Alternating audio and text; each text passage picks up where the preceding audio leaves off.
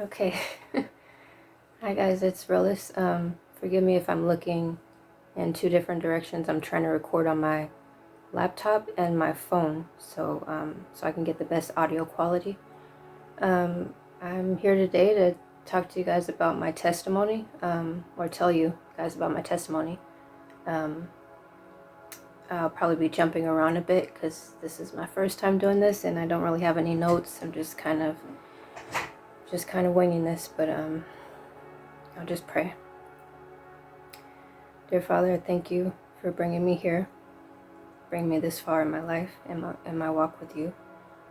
I'm just asking that Jesus be glorified in this video through my testimony, and may it change someone's heart to draw it more closer to you, to be in a deeper relationship with you, and at the very least, just to encourage someone. In Jesus' name I pray. Amen. I guess I'll start off by telling you how I grew up. I grew up in a single parent home, just my mother and my older brother. Father wasn't around. I think I saw him once or twice when I was about 6 or 7. That really had a lasting impact on me. At the time when I was younger, I would always say, me not having my father around isn't really a big deal. But, when you're a kid, you don't really know, like, how things are really going to affect you until things start happening and you get older and you look back and you're like, wow, like, that really did have an effect on me. That was the biggest thing that led into the spirit of abandonment, and I guess you would say the orphan spirit as well. We were in church often, almost every Sunday. I would sing in the small choir, and as well as the youth choir. I was involved in different church activities. We would go to volunteer at different places. Just different church activities over the years. I was in church, as I mentioned before, but I had more of the religion mindset. Pray before you go to sleep, pray before you eat, pray that God will protect you, when you go out into the world, you're traveling or whatever. I would pray these things, but it wouldn't be it wouldn't be something that I needed. Like, now I need these. I need to have this prayer. Like, there's no way I could there's no way I could go out into the world without praying now. Like, it's just, especially with how far I've come.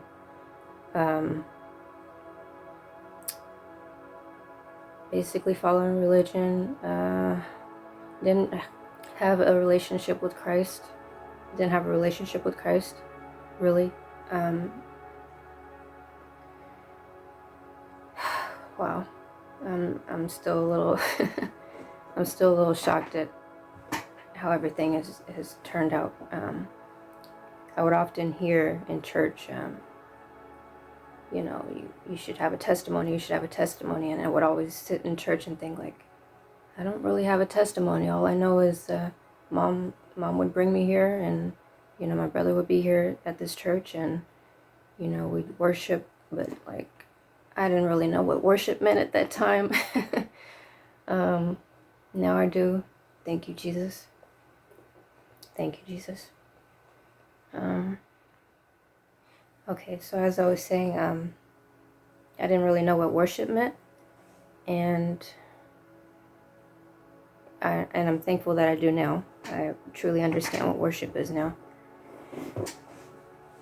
And my brother would play the piano in church as well. He still plays the piano, which is nice. Quick side note: I recently came, well, not too much recently, a few months ago, came down with shingles, and he sent me a video of him playing the piano for me, one of my favorite songs by Richard Smallwood. That meant a lot to me. Yeah.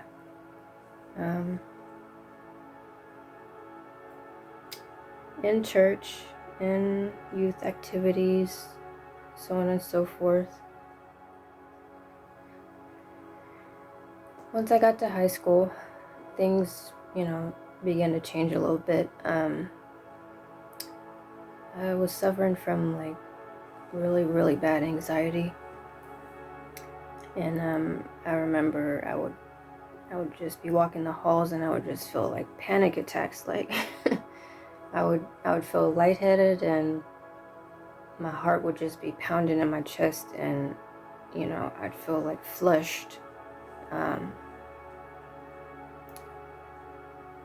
It was bad, and it's kind of like I didn't really know like what at the time. Like I didn't know it was a panic attack. I just knew that I would feel certain things. I suffered from depression a lot. My acne was horrible. So that really affected my self-confidence. I'm still struggling a little bit, but I'm getting better with that, with taking care of that. But that's beyond whatever. Yeah, so that was a blow to my self-esteem, my self-confidence. I was very skinny. I was still very skinny. Weight has always been an issue for me. Was never over 100. I don't even think I weighed 100 in high school.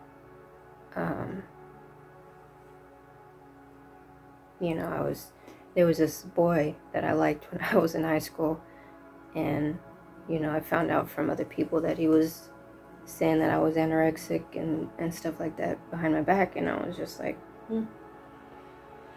like these little things, they're there to steal your confidence, to steal your peace that really you're supposed to have in high school, and really you're supposed to be focused on studies and getting good grades so you can get into a good college and all of that stuff. But I though I was focused, graduated on time and all of that,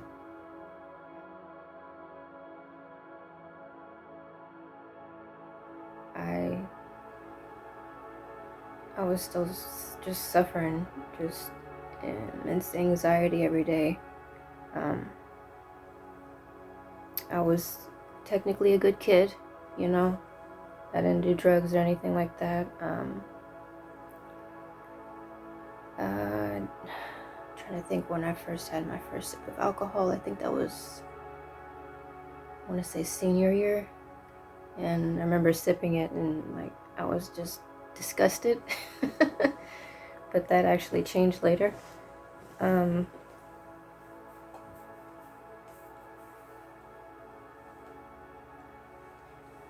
Yeah, I was a quiet kid. I loved to read a lot. I will say, tying back into my church activities, I did like to sing. I was always singing, like Mariah Carey. I loved Mariah Carey at the time. Of course, Whitney Houston, all the greats, all the great vocalists. So that was why, or that was an inspiration for me, I guess, to sing in the choir. I didn't really have much interest in learning gospel songs, but because I didn't understand what all of that meant. Most of it was just me doing it because, mom wants you to do it,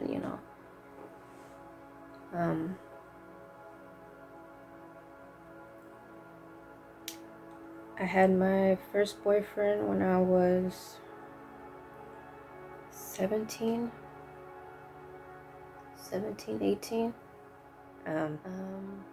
First boyfriend at 17. I remember having a kind of moral, I guess you could say.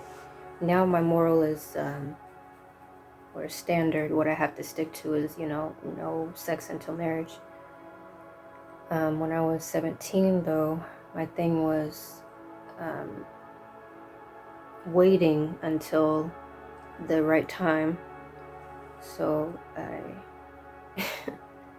I and my boyfriend at the time agreed to wait a year before we, and we were both virgins. So our relationship was very young and innocent.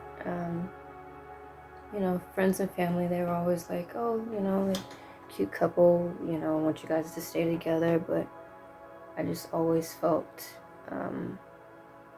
like I was missing something.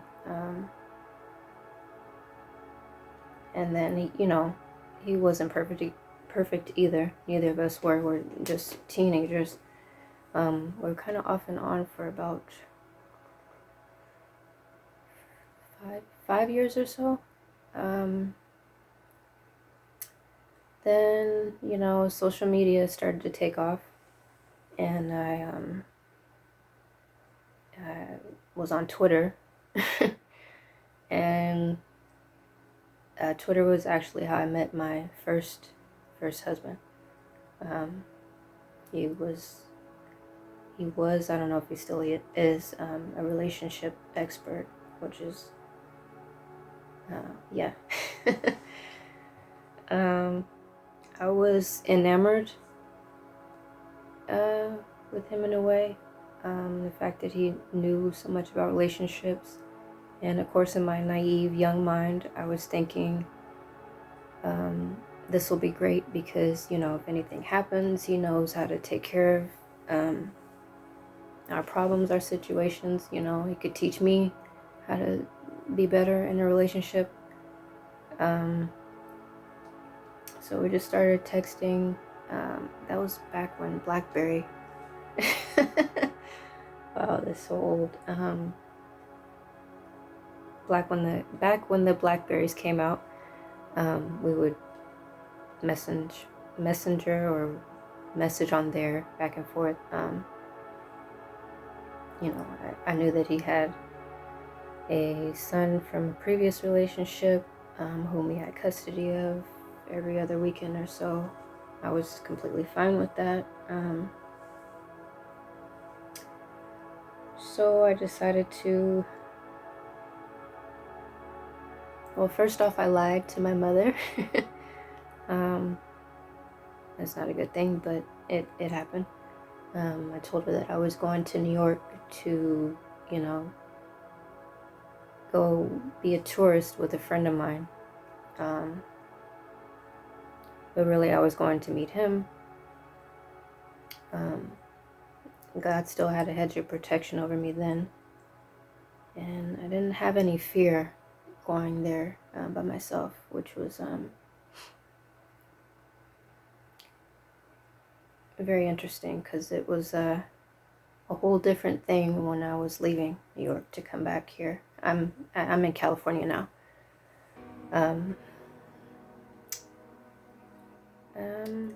Wow. I'm sorry, guys. I just I don't know how long this testimony is going to be. I might have to do like a 2-part or 3-part even.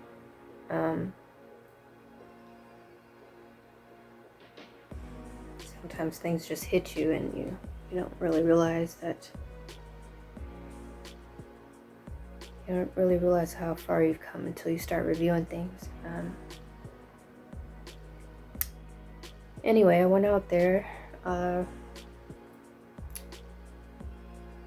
stayed for, I believe, a week the first time, just to visit, just to see how he was. I stayed in a New York apartment. It was very basic, with the black leather couch and maybe a bar stool or two. Bed, just studio stuff, like a bachelor is what I'm trying to say. Very bachelory. It was fun. We watched some shows together. We talked a little bit, you know, got to know each other just on a physical level. I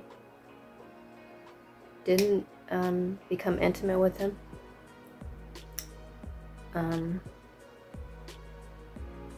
Which was strange, now that I think about it.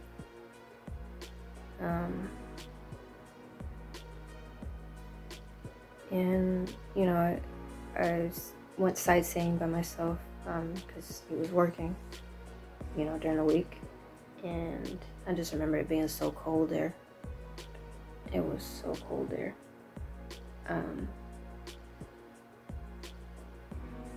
Insanely cold.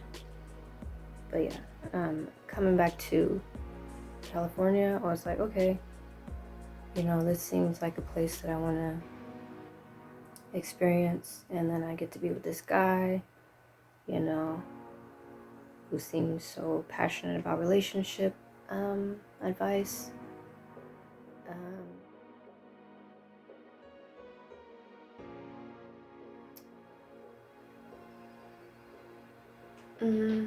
Just as the days went on, I just noticed just certain things, you know.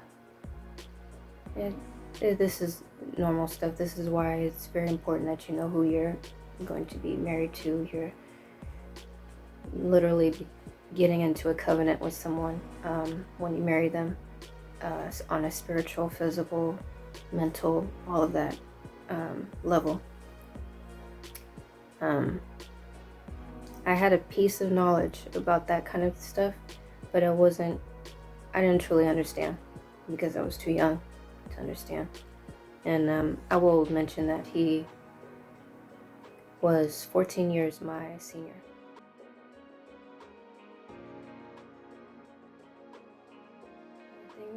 Things were happening here and there. I was looking for a job, and you know, I was never one to want to be fully dependent on anybody. That my mother instilled in me from a young age, mainly because she did raise 2 kids by herself. There's a plane flying over, so please excuse that. Or a helicopter. He was 14 years my senior. Started noticing different things. I'll say in like the first year or so. Like, I'll give you guys an example. We went to go visit his family. They lived in lower part of Manhattan, the projects, basically. Nothing against those that stay in the projects. I have nothing against people who stay in the projects, okay? It was a different experience. Anyway, we were there all day. You know, we had to go all the way back to the Bronx. That's where we were staying at the time before we moved to Midtown Manhattan. So we had quite a ways to go back to the Bronx, and it was getting late. It was already dark. You know, I was like, I'm a little tired. You know, can we go home?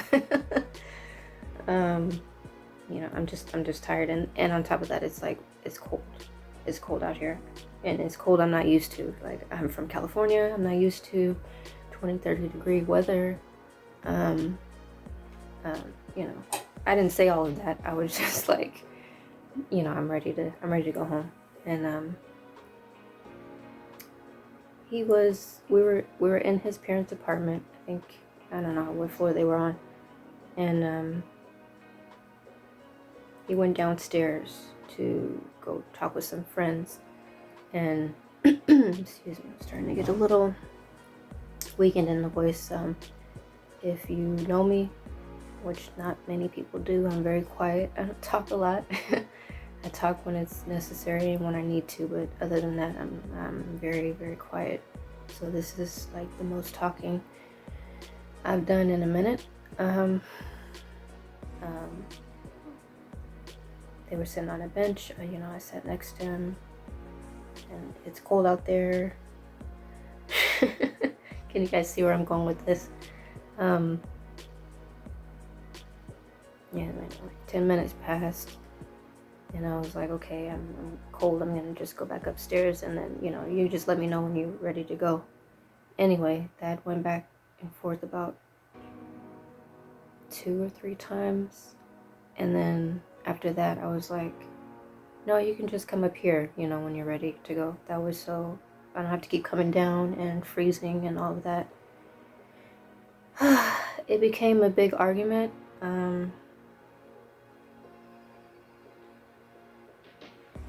To the point where even his father got on the phone and was like talking to him like, okay, well, she's gone down, this many times. If you're not ready to go, don't, he was on my side, but he was trying to like reason with him like, it's cold, like, he really wasn't hearing it. And then he just ended up leaving me at his parents' house, and I didn't know how to get back to the Bronx, like,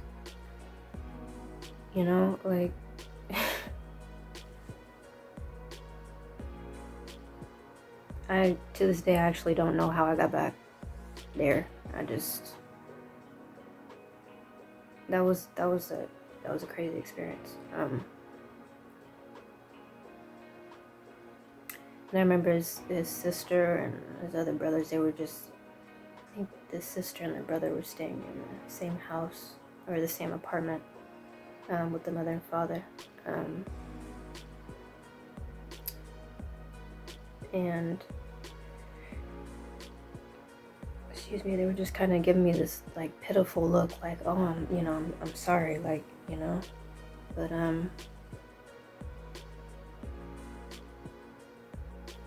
that was like the biggest thing,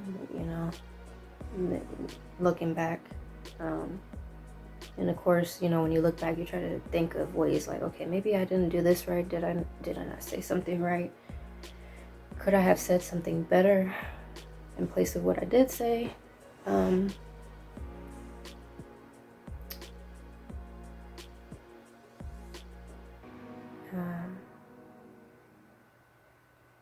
I now understand that I was in a relationship with a narcissist, and as time went on, I'm gonna try to speed this up a little bit. He did become verbally abusive. Like, he would often threaten divorce, and of course me and my naive mind and, oh no, I love you, and which I did. I loved him very, very, very much. It wasn't just because he was a relationship expert that I loved him. Like, he was a funny guy, he had been in prison, jail for different things, but I saw that as, he's still doing something with his life. Like, he's not just, oh, because I was in jail, because I was in prison, I can't really do much, I still have to rob and steal. Like, he wasn't that type of guy. He was a good guy. It's just, like most of us, he had issues, and issues that he really didn't want to get help for. And on top of that, me being in my naive state, I did stupid stuff too. I was bisexual at the time. Let me see if I can move this up a little bit. I was bisexual at the time. I was never intimate physically with the same sex, but of course there were thoughts, and I was addicted to pornography from like 11 to 32 years of age. When I was 11, I actually, before I was even 11, I think. Might have been like 10 or so. You know, I found a magazine, my brother's, and was just very curious by it. It didn't spark anything in me, though I was already like very young and experiencing feelings in certain areas that I shouldn't have been feeling due to another experience, but I'll go into that later.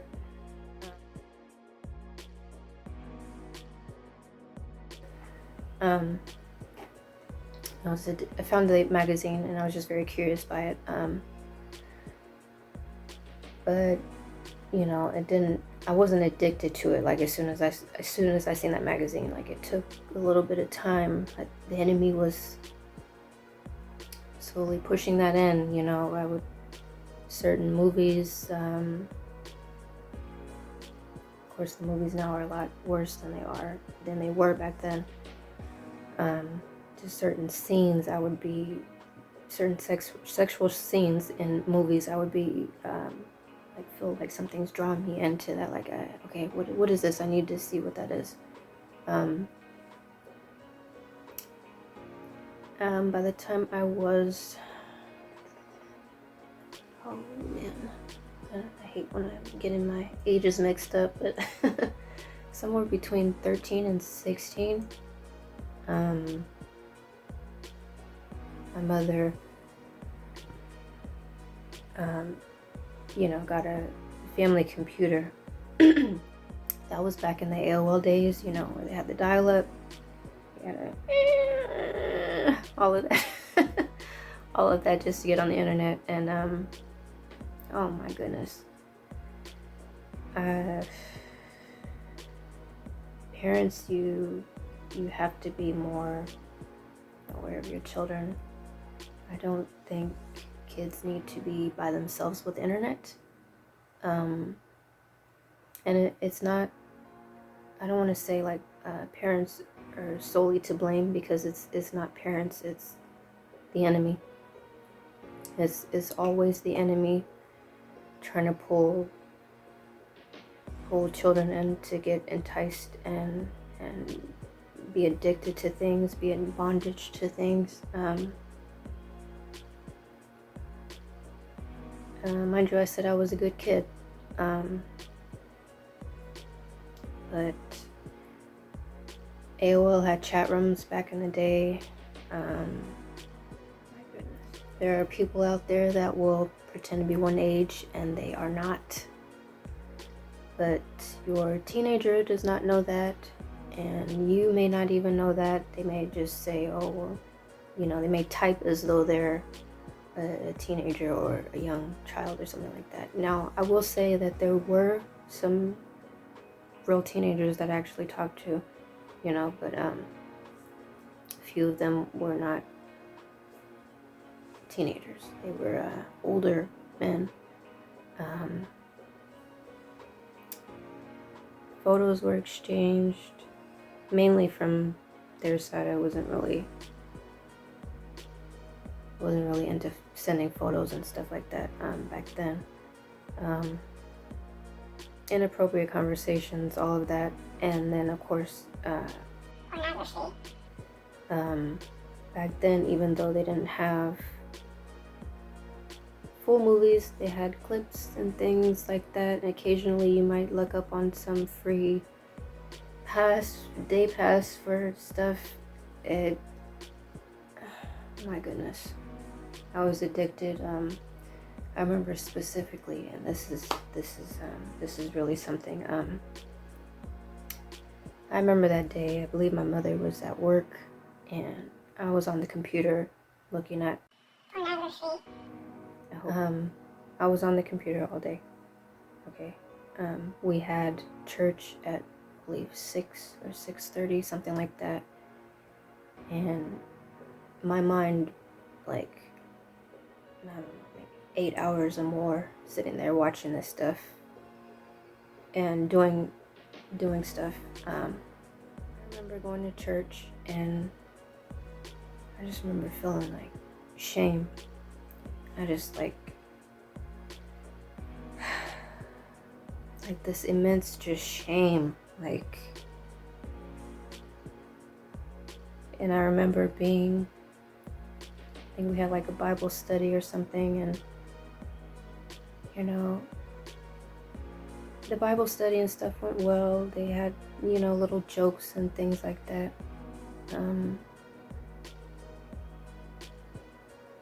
But I left church that day, that night, and I just remember like briefly thinking to myself, like, wow, nobody can see this. Nobody can see the shame on me. Like, I'm feeling like this, I guess you can call it supernatural, because you can't really see shame. For the most part, you can't see shame. I'm feeling this shame, and you know, I just sat in Bible study, you know, but I didn't know at the time the words to how to really explain that. Like, nobody's really discerning, you know, that the spirit of shame was on me. I wasn't, you know, I didn't have the words for that. Anyway, I'm gonna go forward again. Back to when I was with my ex-husband. You know, all of that, just, it stays with you no matter what you've gone through. Unless you've been washed and cleansed and you've been delivered by the blood of Christ, like, this stuff that you deal with in your childhood and your young adulthood and your early adulthood, like, it just stays with you. It just sticks with you, and it governs your thoughts, your will, your emotions, all of that stuff. And then you may feel like, oh, I'm feeling more freer, I'm feeling more in control, or more at peace. But it's you're just on chains. Like, literally, you're just on a longer chain. Like, maybe the enemy has added a little extra link on the chain, just so you're a little further, but you're still on that chain. That's how it was. What really caused us to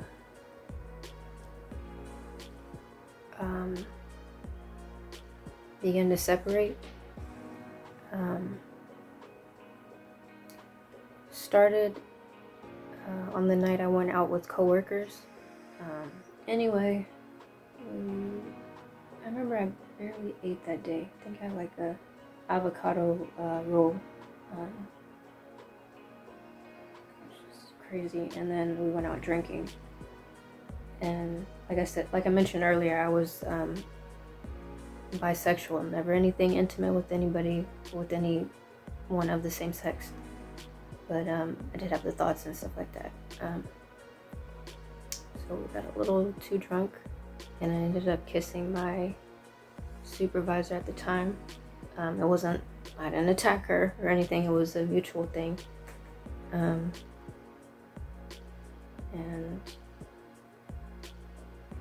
I don't know, I didn't feel bad about it. It just, you know, I was attracted to her, but I don't know. I think sometimes the enemy just gives you thoughts about things, but it's never, but it's not always how you see it going in your mind compared to how it actually is, which is, yeah, that's another story.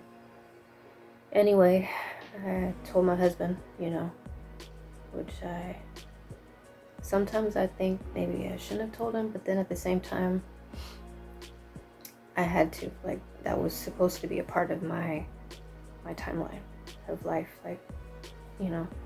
And I remember first he thought it was a guy that I had kissed, and I was like, no, it was a female, and it didn't faze him one bit. You know, I shouldn't say most, a lot of guys that are in the world, they think, you know, if their wife or woman you know, kisses another woman, then, you know, that's a great thing. But this guy was like, no, like, and became completely changed. Like he was already good at kind of gaslighting and, you know, those sort of things, and it just became bad.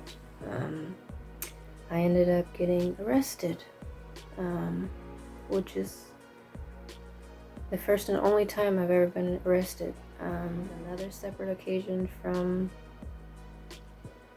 that. I remember coming back to the apartment when we were in Manhattan, and I was upset because he wouldn't let them in, and I was like, why not? Like, they're my friends. Your friends are here. He would often have boxing matches, things of that nature, but you know, I never had any friends over in that apartment. I never had any family over in that apartment. It was just like being treated like a child, but anyway. And I got frustrated. I was drunk, and I pulled a knife on him. I didn't go towards him to try to attack him or anything like that. There's that. And then fast forward to after the whole kissing incident, you know, it became more dark and so on and so forth. And it was New Year's Eve, and it was New Year's Eve, and I just remember being in our master bedroom at that time, all day, and I remember him taking my phone, but I had a small laptop that I got on AOL Messenger, somehow was able to text my mother or email her, something like that. And I was like, you know, if you don't hear a call, if you don't receive a call from me within this amount of time, you know, call the police because, you know, he's taking my phone.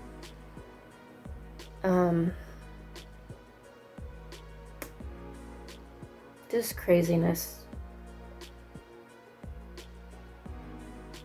Just craziness. Stuff that no one really should be dealing with in a relationship, male or female. I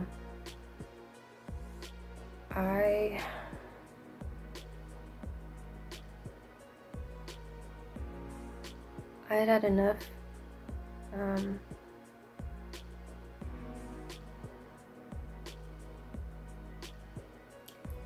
And I believe I ended up calling the police because I was so sure in my mind, like, the next move was going to be him trying to attack me. And, you know, I was just in fear.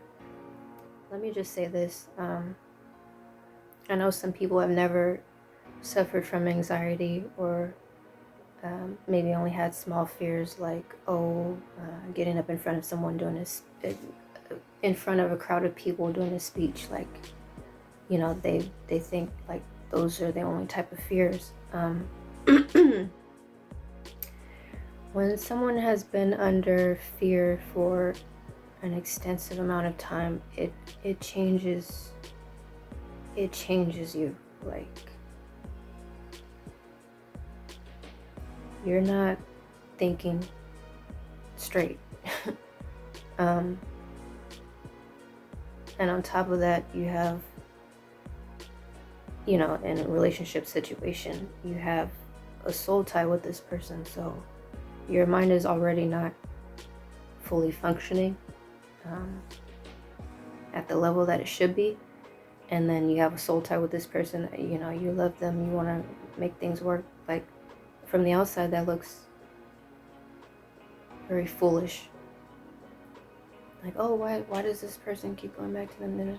There's a soul tie, and, you know, the fear of whatever it is, however the fear is taking over their mind, like, yeah, all of that is there and it plays a factor. Anyway, long story short, we both ended up getting arrested.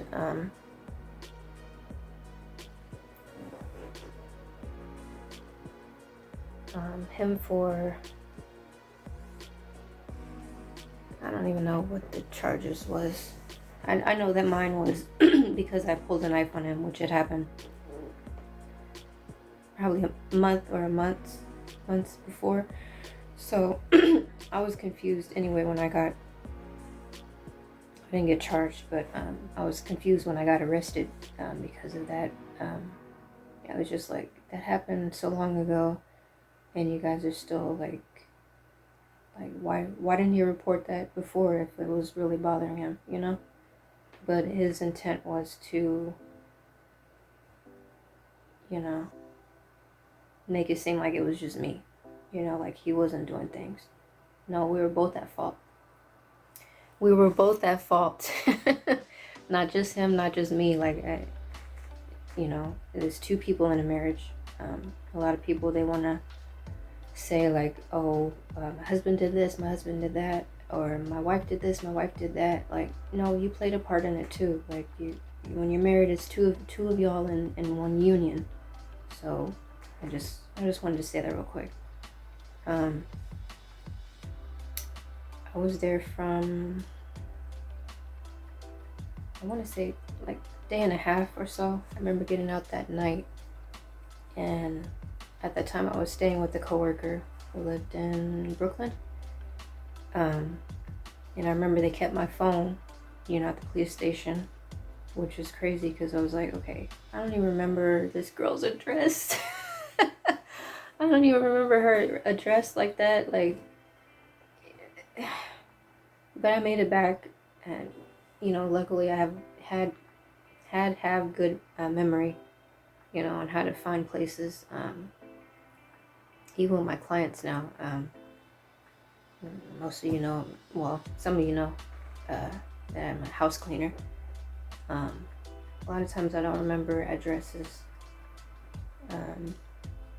but I do remember areas. So, yeah, I don't know if anybody else is out there like that, but I am. Anywho, started drinking more, a lot more. Sometimes I would arrive at work and I'd had a drink, or I was hungover from a couple hours before, you know, had just gotten home, maybe 3 a.m. You know, would get back up and go to work.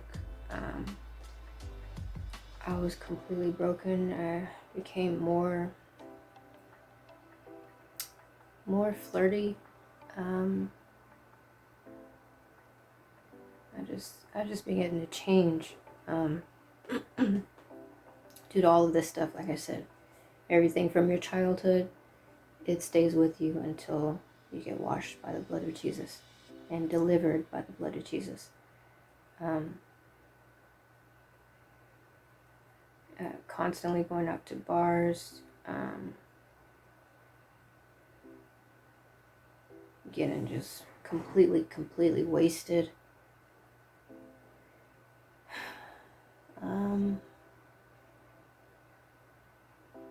I remember meeting this guy. He used to work in a small shop in Manhattan. I'm sure it's still there. They would sell like crystals and, you know, sage, oils, stones, like the tiger's eye stones, I think, all kind of like different Hindu, I would definitely say like New Age type things, which I didn't know at the time. I didn't really know much about that stuff. You know, I had always heard like, oh, certain crystals, they give you peace or whatever. And so, you know, I became more interested in that stuff. I met this guy there. He was working there as a cashier. And he was an attractive guy. But it was more to him, like, that kept drawing me, like, and after meeting him, I just became, like, immediately I want to say obsessed. Yeah, I was pretty much obsessed, like, after the first meeting. That ended up becoming a very, very, crazy situationship. I believe now, looking back, he put some sort of spell on me, because I was completely gone for this guy. More so than I ever been attracted to anyone, anything. As I stated, sun is coming out a little bit more. I was addicted to pornography. That didn't really go away, but when I would see him, or knew I was gonna see him or something like that, like if you forget about pornography, it doesn't fulfill you like having an actual person there.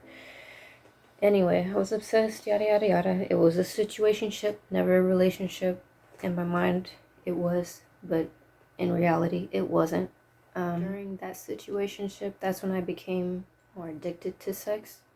I was just, everything had to be sex related. Everything was about sex.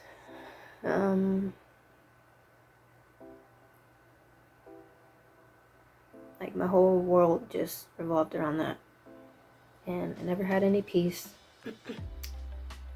I would suffer from attacks at night. But it would always be, oh, well, I can go drink, and I can go drink and I can go meet someone, and, again, I became a sex addict during that situationship, but I wasn't promiscuous as far as, okay, every guy I meet, I'm gonna be sleeping with. Like, that wasn't who I was. Still at the core of me, I was always like, I still have some type of moral, even though I'm fornicating with this guy or whatever. I'm not gonna have 3-5 different guys like I'm sleeping with. And I was always adamant about protection. If you're gonna do something, be protected. That was my biggest thing then. Of course, I mentioned the crystals and the stones. I started getting interested in those things. This was my ex-husband and I. We had separated by this time. I had actually gotten a basement apartment in Brooklyn,